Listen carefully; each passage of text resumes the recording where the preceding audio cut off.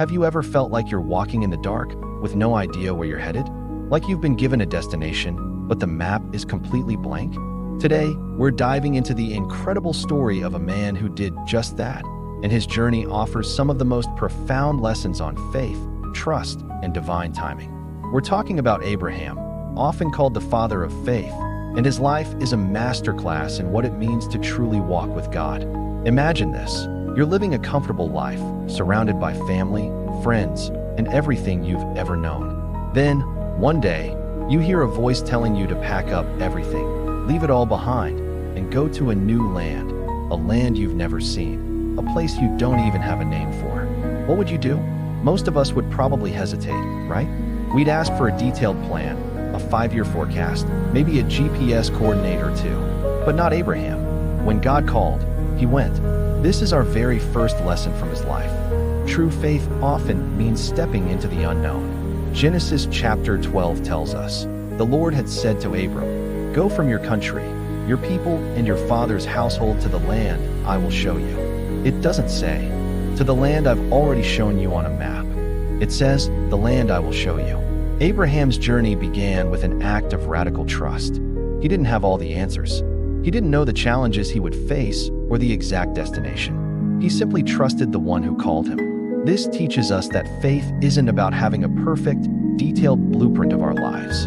It's about trusting the architect. Sometimes, God doesn't reveal the whole staircase. He just shows us the next step. And our job is simply to take it, trusting that He is guiding us, lighting up the path just enough for us to move forward. How many times do we hold ourselves back, waiting for the perfect conditions or a guarantee of success?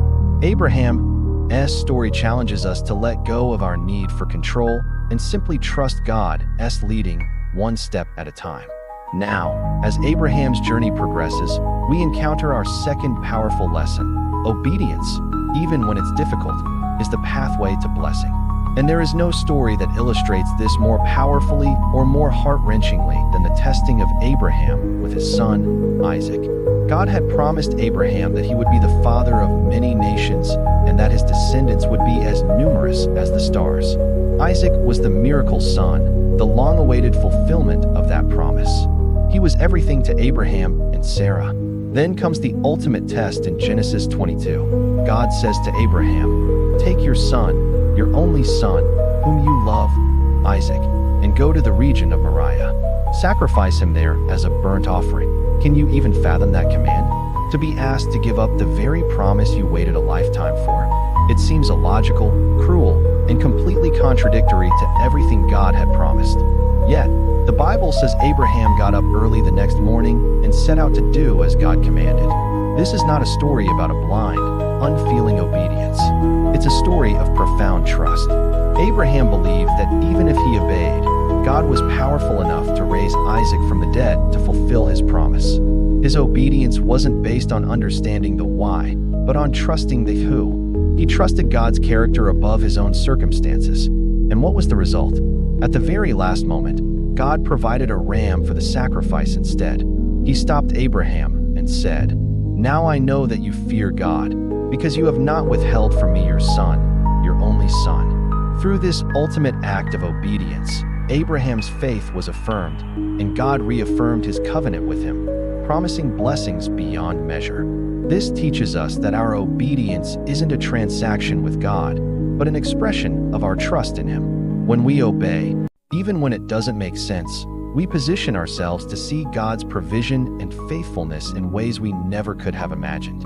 This brings us to our third crucial lesson, one that I think we all struggle with in our fast-paced, instant gratification world.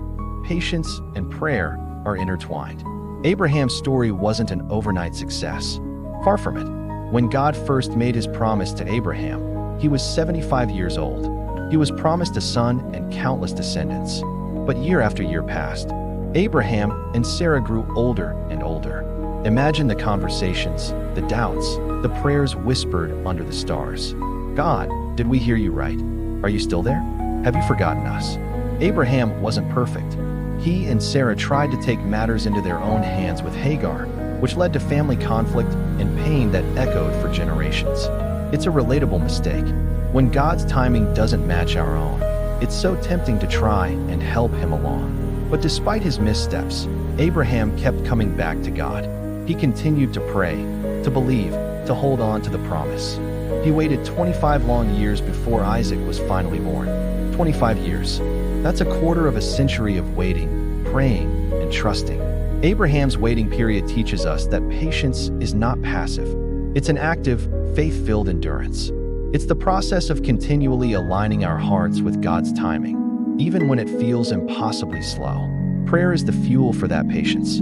It's in our conversations with God that we find the strength to keep waiting, the reassurance that He has not forgotten us, and the peace that surpasses all understanding. God's delays are not His denials. He is always working behind the scenes, preparing the blessing and preparing us for the blessing. Abraham's long wait demonstrates the incredible power of trusting God's perfect timing. The promise, when it was finally fulfilled, was all the sweeter because it was so clearly God's work and not his own. So, what can we take away from the life of this ancient patriarch today? The lessons are timeless. First, have the courage to step out in faith. Don't wait for all the answers. Trust that God will guide you as you go. Your journey of faith begins with that first step into the unknown, holding His hand. Second, embrace obedience, even when it's hard. Understand that God's commands are rooted in His love for you and His perfect plan. When we trust Him enough to obey, even when we don't understand, we unlock a level of blessing and intimacy with Him that is truly life-changing. It's about trusting the heart of the giver more than the gift itself. And third, cultivate patience through prayer. In a world that screams for now, learn to wait on God's timing. His timeline is always perfect. Use the waiting periods to draw closer to Him, to strengthen your faith, and to watch Him work in ways that are far beyond what you could ask or imagine. The story of Abraham is not just a historical account, it's an invitation. It's an invitation to a life of radical faith, deep obedience, and patient trust. Just like He did for Abraham, God has promises for your life too. He invites you to walk with Him, to trust Him with your future, your dreams, and even your deepest pains. The God of Abraham is your God, and He is faithful. Trust Him and watch as He fulfills His incredible promises in your life. Thanks so much for joining me today. If this story resonated with you, let me know in the comments which lesson from Abraham's life stands out to you the most. Don't forget to like this video and subscribe for more content that helps us explore faith together. See you next time.